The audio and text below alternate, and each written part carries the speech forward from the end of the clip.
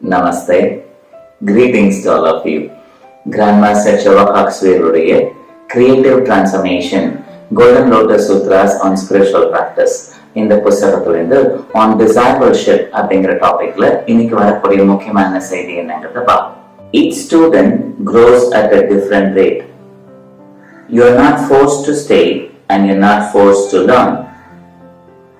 You must grow because you want to grow, but at your own rate.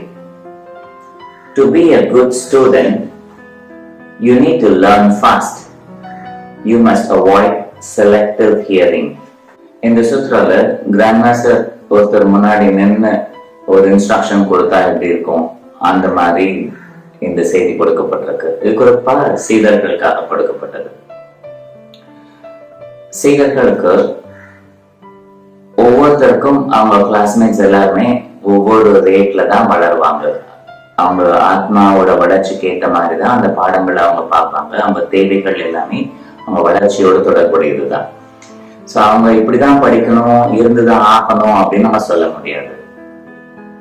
Each person grows at a different rate. At their own rate தான். நீங்க force பண்ணவே முடியாது. You are not forced to stay, you are not forced to learn. நீ இருந்துதான் ஆகணும், படிக்கலன்னா நீ முன்னேற முடியாது, அதனால நீ உட்கார்ந்து படிச்சுதான் ஆகணும், உலக நன்மைக்காக நீ இருந்துதான் ஆகணும் அப்படின்னு யாரும் உங்களை ஃபோர்ஸ் பண்ண முடியாது.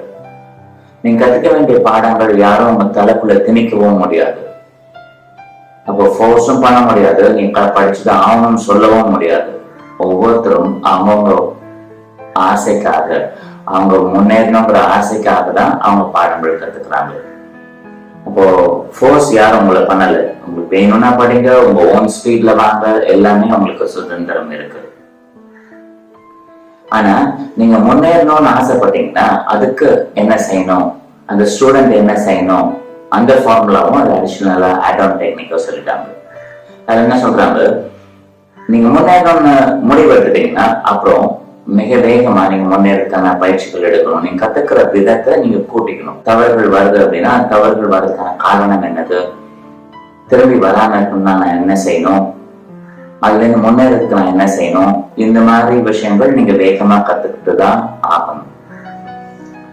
அதுக்கு மிக மிக முக்கியமான விஷயம், மிக மிக முக்கியமான ஒரு இன்கிரீடியன்ட், இந்த மாதிரி நீங்க வேகமா முன்னேறணும்னா அதுக்கு என்ன வேணும்னா செலக்டிவ் ஹியரிங் எடுக்கக்கூடாது அப்படிங்கிறத சொல்லிடுறாங்க. செலக்டிவ் ஹியரிங்னா என்னது, நிறைய பேர் இதை நீங்க வாழ்க்கையில பயிற்சி பண்றத பார்த்துருப்பீங்க. உங்க குரு சொல்லும் போது அவங்க சொன்ன அவங்களுக்கு சாதகமான செய்தியெல்லாம் குரு சொன்னாங்கன்னு சொல்லிடுவாங்க.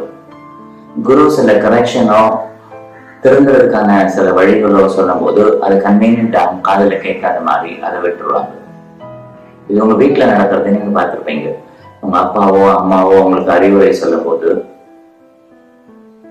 அப்பா அம்மாவுக்கு ரொம்ப நல்ல பிள்ளை மாதிரி இருக்கும்போது அப்பா அம்மா சொல்ற நல்ல விஷயங்கள் எல்லாமே இவங்களுக்கு சாதகமான விஷயங்கள் எல்லாம் இவங்க காதுல கேட்கும். அதெல்லாம் நான் அப்பா அம்மா சொன்ன மாதிரியே செய்ய சொல்லுவாங்க.